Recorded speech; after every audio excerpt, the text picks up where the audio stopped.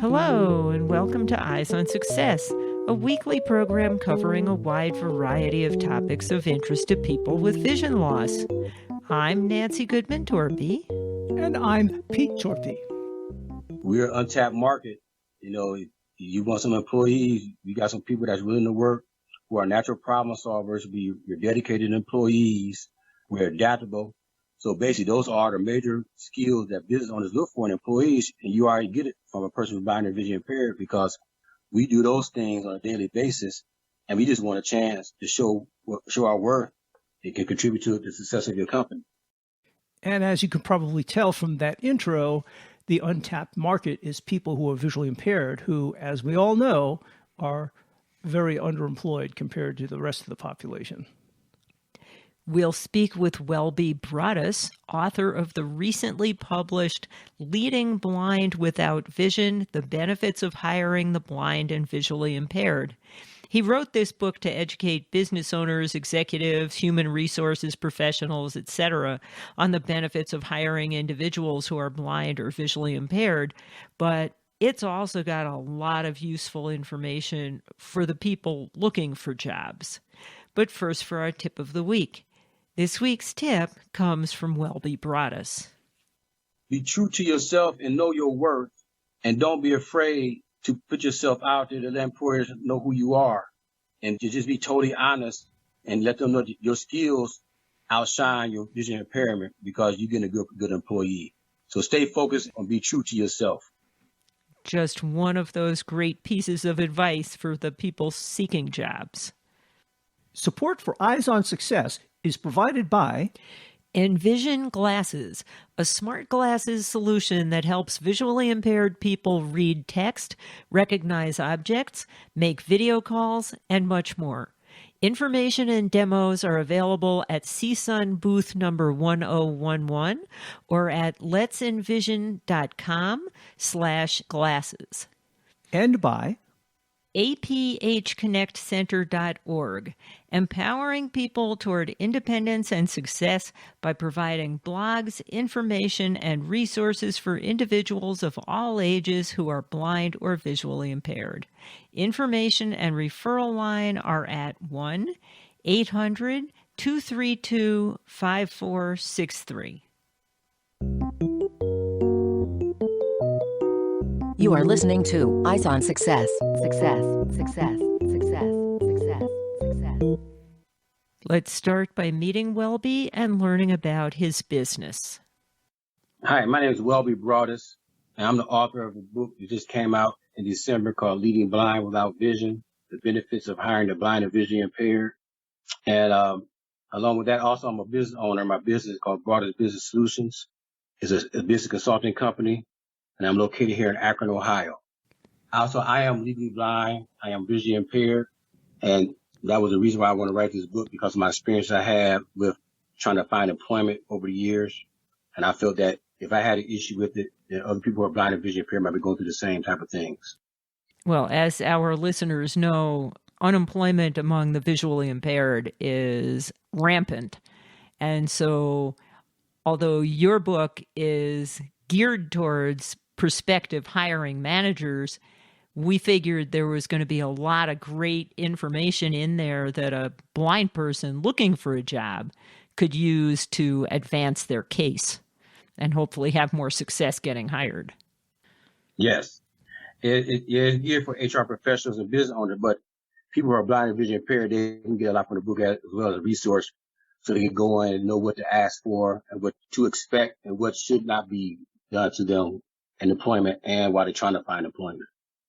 Now, you mentioned your consulting company, and that happens to be particularly relevant to the topic that we're talking about today. Can you tell us a little bit about what your consulting company does? My business is called Broaddus Business Solutions, and we're a business consulting company, and we assist business owners in getting their business successful. And one thing I do, I help them do marketing plans. I help them get their business actually registered with their state legislation office to become like an LLC or incorporated, things like that. And one service I do offer, we call it the business think tank, and we meet twice a month. And what I do is like a group of business owners, and we talk about issues they may have in a job, and we help each other resolve the issues that they have, and we bring tips to each other to help each other be successful in business. Eyes on Success is made possible in part by our corporate partners. Underwriting pairs the impact of targeted marketing with the integrity of community goodwill. Learn more by sending an email to hosts@eyesonsuccess.net. This week's focus topic is what the benefits are of hiring a person with a visual impairment and how a blind person can use some of those points to get himself or herself hired.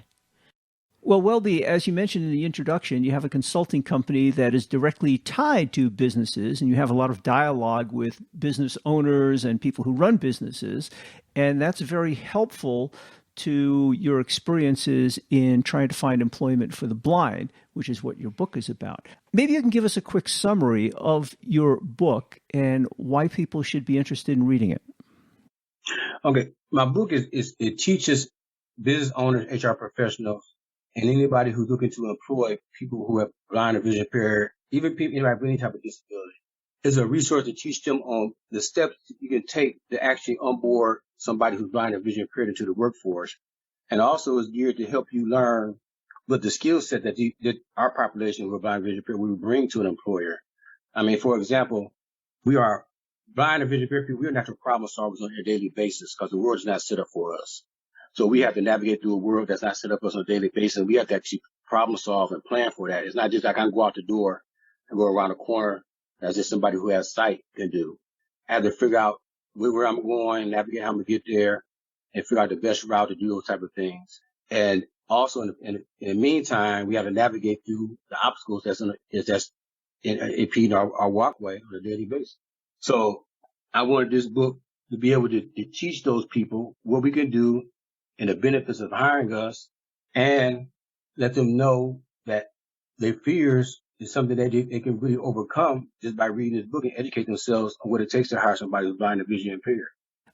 What I thought was particularly interesting about your book is that it is geared to the business community. There are so many books written for visually impaired folks that are geared to the visually impaired themselves and how they can be more productive or find more rewarding careers, how they can change or get some skills that can help them in their journey. But this is written from the other side. And I always think that part of the hiring problem is people's perception of visually impaired people and what they can and cannot do. There's a lot of ignorance there. Yes. Doing my research, what I found out, one of the biggest problems that they don't want to hire a blind or vision impaired person is their fear, the fear of the unknown, I would say. A lot of times they don't know what we're capable of doing, but they don't want to take the chance and figure it out. And a lot of perception that they have is, well, pretty much all the perception that they have is totally wrong. Here's one. Some business owners and HR professionals think that if they hire somebody who's blind or vision impaired, they think they have to have somebody sit over them while they do their job every day. That's not the case. Yes, that is a perception of many sighted people who haven't dealt with visually impaired people in the past. Right. Yeah. And so what they don't understand in that circumstance, actually, what employers really don't know, for example, if they use any type of like Microsoft Office or anything packages like that, they already come with accessibility technology on the system that they're just not using. So a lot of times, like for me, example, I'm vision impaired, I have sight. I enlarge my screen through Microsoft Office, and sometimes I use to speak through Microsoft Office as well. And that's all pretty much I really need on the job. Unless I get something really small, then I have magnifiers at my desk that I use as well that I can use when I do really small print and things like that. So that's what that employers don't realize. A lot of times they already have the accessibility technology in place. They're just not accessing it, I guess. That's true. A lot of this access technology is built into the devices that we're already using these days. In the old days, you had to buy some special equipment to be able to do that. But these days, it's a lot easier, isn't it? Yes, it is. Yes, because I know when I first started going to college, I had Zoom Text. I don't know if you guys familiar with that. Yes, it's a magnification program for PCs for people who don't know. Yeah, I used that in college, and back then it was Word Perfect. So I'm telling my age, but Word Perfect on the computer, and I was so fascinated. I was like, wow, it tells me everything on the screen, which was very helpful, and it magnifies everything. That was great. But now that's automatic with any type of modern day technology today. You automatically get that. You just have to access. Yes. So you were very lucky, Pete. Actually, both of us. Pete is totally blind and I'm fully sighted. But over the years, I had problems with carpal tunnel as well. And we both worked for Xerox Corporation, which even before the ADA was passed, always had a commitment that they would make whatever accommodations were necessary so that any employee could do their job. So where they were buying me a new mouse that didn't hurt as bad, they were buying Pete screen readers, in the early days, magnifiers, whatever, braille displays, the whole smash. Now the ADA enforces that. But as you said, an awful lot of this access technology is built in and it doesn't cost the employer anything. No, it really doesn't. It's a great thing now. I mean, like I said, I remember the time you would ask for things, and there was times, me being vision impaired, I was too afraid to ask because I didn't want to be that guy. He asked too much. We need to get somebody else. And I think, and one reason I wrote this book because I've been a vision impaired person. When you get a job, it's like all the blind and vision impaired people are dependent on my success and it's coming for the next person to get hired. Yes. So I didn't want to be that guy to say, hey, well, I need this. And then they said, well, he needs too much. We got to let him go. We're not going to hire nobody else who's blind or vision impaired. So I didn't want to be that guy. So I would do things on my own to make it my things work a lot of times, a lot speaking up for myself. Which was very nice of you, but you should not have had to do that. Correct. But you also bring out those other points in the book to make sighted business managers aware of the fact that statistics show that blind employees or visually impaired employees tend to be more loyal, stay on the job longer with less turnaround. And it may be particularly because they're working harder because they know the odds against them. And that can work to an employer's benefit.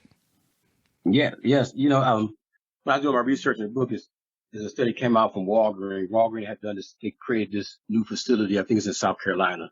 And this facility, they set it up to be accessible for people with disabilities. Now, they didn't hire everybody with disability. They had people who had disabilities and non-disability people was working there as well.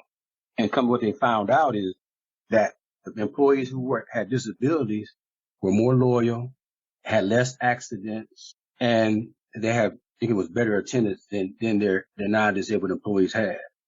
And what people understand, even like what's going on now with the COVID, now a lot of people are not going back to work and things like this. This is a great time for employers to take a chance and hire somebody who's blind and vision impaired, because I pretty much guarantee if that person really wants to work, they're going to be there every day because they know if I lose this job or my next job, it might be a long time from now because nobody's going to give me a chance. Mm-hmm. But like you said, those are things that the employers never know, and that's part of their fear. But when they do statistics like that, it shows that we are great employees. And another stat that I found out and doing some other research is that we're less accident prone on the job than a non-disabled person. We do tend to be more careful because we know the trouble we can run into if we're not sometimes. Right. And I think it comes from, I don't know if you like me, but I went through some accessibility training and stuff when I was a teenager to determine what type of jobs would be best for me with my vision. And they teach you those type of things. We learn those safety tips just to deal with our daily life. So we going to a job is no different than what we're doing at home, walking down the street. So it stays with us all the time. Well, besides pointing out many of these positive aspects or benefits of hiring visually impaired people in your book, very specifically to sighted employers, you also make it easy for sighted employers to know where to get resources to help out their visually impaired employees and where they can get particular services to help out. So they don't have to do it all on their own. Right. I grew up here in Ohio. And actually, when I started signing, it was Visual Services for the Visually Impaired, VSVI. And they helped me get through college. They helped me find a job. They provided me with computers. They even bought glasses for me at times. And I noticed that they always worked with, and they had employers that they worked with, job coaches that they helped us get jobs. So when I started doing my research for the book, I said, that's a great resource for the employers to go to, especially when they don't understand what we're capable of doing. They can learn, and then they can also get basically skilled workers who are capable of doing the job that are already been identified, the type of skills that they have to perform the jobs that the employer may be looking for. So I think it's a win-win for everybody if they partner with state agencies. Right. And that's a great idea because, as I said before, many sighted employers haven't had experience with visually impaired employees. And even if they're receptive to the idea of hiring visually impaired people, they may not know how to overcome certain challenges or problems and what resources might be necessary. But partnering with some of these other agencies and knowing about them can help solve those problems for them. Yes, it really does. And really, they don't even have to do the legwork. The agency will say, hey, you need somebody who can type, or I have this person, they can do this. They basically getting the employee that they really don't have to train, maybe just teach them their procedure within the company. But as far as actually performing the job, it's already a done deal because that person that the state agency will bring is going to be somebody they know that can qualify to do the work. They just need a chance. So the person we spoke with last week actually had an arrangement with her state agency where they helped her get her foot in the door at a company, and they paid her wages for the first couple of months. So it was a no-risk situation for the company until they got to see the quality of work that she was doing. And then they said, oh, she may not be able to see much, but she can do the job. So they kept her on. Right. I was reading an article when I was researching my book. I think it was in the New York Daily News. It was an HR professional, and his company, he went and talked to his executives at his company because they said that we need to be more diverse. We need to bring in more people with disabilities and all different type of backgrounds. So he convinced his leadership at his company to bring in some interns that was totally blind.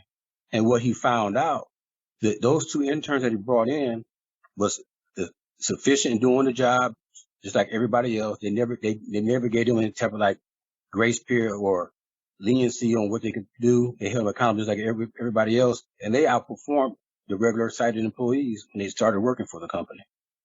So that brings up an interesting question. You're writing this book for hiring professionals, whether it's HR or the hiring manager or whatever. At what step of the process do you anticipate that the hiring people will get hold of your book and have it do any good? Is this something that you expect the hiring people at every major corporation to read, or are you expecting the blind job candidate to bring it with them to an interview and say, here, if you read this, you'll know why I'm terrific? So I'm expecting the HR professional at first to see this book or let me come do some type of training or give a speech. And they take it back to the executives who makes the decisions. Because if you get buy-in from the executives, then everybody in the company need to has buy-in. And I interviewed a lady, her name is Meg O'Connell. She deals a lot with diversity, equity, and inclusion for people with disabilities. And in my interview, she said, everybody in the organization should have diversity training to deal with people who are blind and vision impaired or any type of disability. So everybody should be on board on how to use accessibility technology to assist somebody who is blind and vision impaired.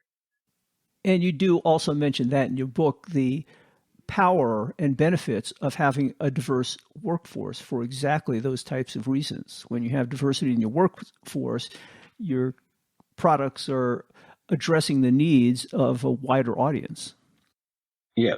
And stats show that if you have a more diverse workforce, productivity goes up with everybody in the company. And I think one of the reasons why is, we all know somebody who has a disability. It may not be somebody blind or vision impaired, but we all know somebody who has a disability, and that they feel compassionate with you because now they see what their friend or relative might be going through. And it makes them feel more compassionate to help everybody be productive, even assist you when you need help, because we all need help. Even the people who are not disabled need help sometimes. So it is like a team effort. And I think that goes a long way within the company for productivity and morale with employees, and increase your product or your service, your income. And that's the key for any business to make money. Yes, absolutely. My other thought when reading your book was, although it was primarily aimed at HR professionals, it probably is a good thing for the visually impaired employees themselves to read your book to become familiar with some of these concepts. I would imagine when they get an interview, they get asked these tough questions, and they're talking to people who are kind of skeptical about hiring them. And if they have some of these arguments in their back pocket of why it's good to hire a visually impaired person, it could help their job prospects. Yes, I agree with that. Also, I think that a person who's blind and visually impaired should have a book just so they know the laws themselves. A lot of times we go on a job and we just want the job. So we answer any question that they ask. But there's certain questions they cannot ask us. Like, for example, unless I'm hired on the job, you can't ask me with your vision, will you be able to do this? You can't ask those type of questions. Or, I don't know if you'll be able to do this job because you're visually impaired. Those type of statements are discriminatory, and that goes against ADA guidelines. That's wrong. But you'll find that a lot of people blind and visually impaired, they might not know the law, or they're just so anxious to get the job, because I was that person. But, they didn't say anything they want to. Then 9 times out of 10, they don't even get the job anyway, because they found out the answer to those questions, or they felt some type of way. Well, I don't know if the person be able to do the job. Maybe you shouldn't hire them. I don't want to take a risk. Well, boy, I would think it would go better if those questions do get asked so that the visually impaired job candidate has an opportunity to answer them to the satisfaction of the hiring people. To say, well, I understand your concern, but this is why that's not a problem. Yeah. From my experience, when those questions, I'm going to give you an example. I'm not going to say the company name, but it's a national organization, nonprofit organization here in the United States. And I applied for a job with the company. And I went to this interview, and basically I applied for a job that I was already doing for another company. I just wanted to move up to a bigger organization to do that same job. And at that time, I had 8 years experience of doing this type of work. So when I went to this interview, I sat down with a lady, and we was talking, and I was telling like all these things I could do, ideas we could bring to the company, make it work for the people that we serve. And it was writing this stuff down. Oh, that's great. This is great. And so, you go through the interview, then at the end, they always ask, anything else you want to tell us? And this is a question that I always know it's going to be asked. I'm so nervous when it is asked, just from being visually impaired. So when she asked that question, I said, well, there's one other thing. I'm visually impaired. I'm considered legally blind by government standards. And I don't drive, but that will not affect me from doing this job, because I've been doing this job for 8 years and I have no problem. It was like playing the game Pac-Man. You got to play the game Pac-Man. So when I said that, I could just tell it's like game over. And so their whole tone changed after that. And then I didn't get the job. I don't know if you guys experience it, but it's a feeling you get. You just know, like, well, that's it. I'm not getting this job. They loved me at first, but when I said that ended everything. Mm-hmm. That's really too bad. That is sad that the world is still like that. And we sincerely hope that getting your book into the right hands will help mitigate that problem. Well, I appreciate it. Yes, I think, like you guys said, I think anybody who's blind and visually impaired, anybody with any type of disability, this is a good book that you to have with you to learn what your rights are. It's not every day that somebody talks about rights for blind and visually impaired, anybody with a disability. Like the biggest topic going on now is like diversity, equity, inclusion, but you never hear anything about us. It's all about, either race, sexual orientation, things like that. But nobody talks about the blind and visually impaired community or anybody with a disability, but us more so, because our unemployment rate on a regular basis, no matter what's going on, the economy's good, the economy's bad, is 70%. And nobody really addresses that. Well, hopefully this book will help change that. I hope so. Is there anything we missed, Welby?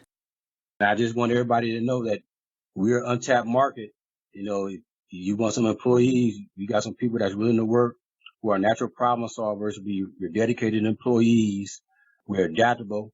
So basically, those are the major skills that business owners look for in employees, and you already get it from a person who's blind or vision impaired, because we do those things on a daily basis. It can contribute to the success of your company.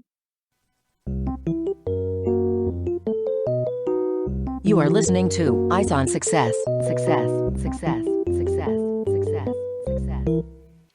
Now for this week's final item, how you can reach Welby Broaddus and how you can get his new book. Well, Welby, tell us where people can get this book of yours.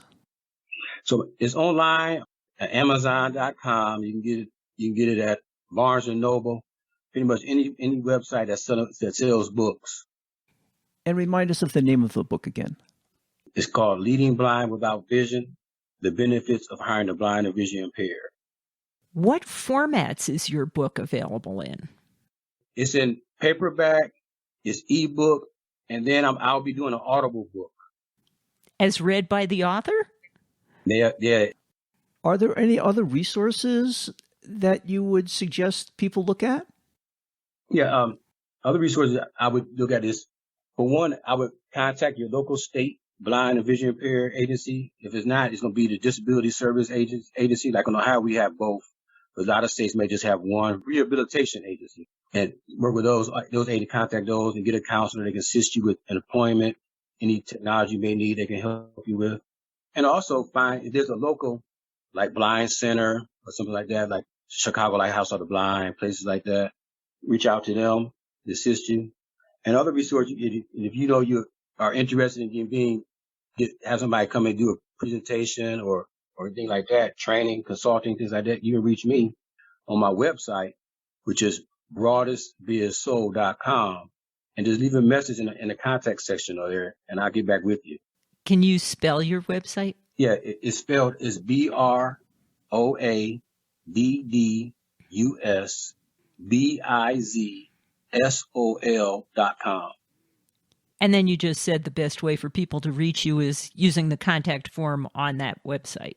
Correct. Yes, there's a contact form on that website, and it comes right to me, and I always respond back to everybody.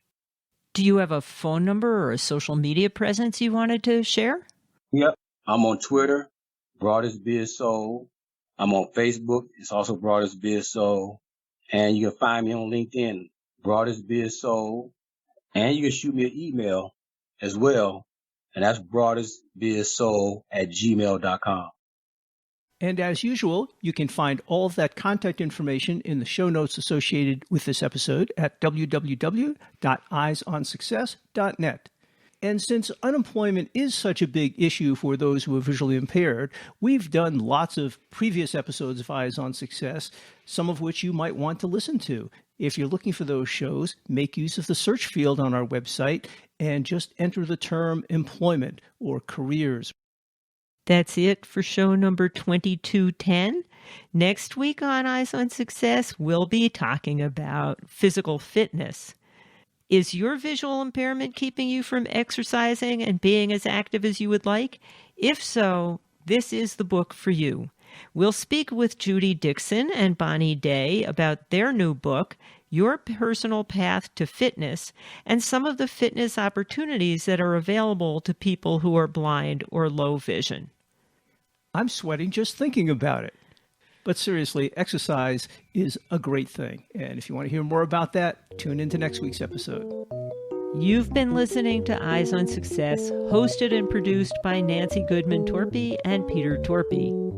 You can access the full archive of previous shows, subscribe to the podcast, and much more by going to our website, www.eyesonsuccess.net. If you have questions about anything you've heard on the show or have suggestions for future shows, send an email to hosts@eyesonsuccess.net. Thank you for listening and have a nice day.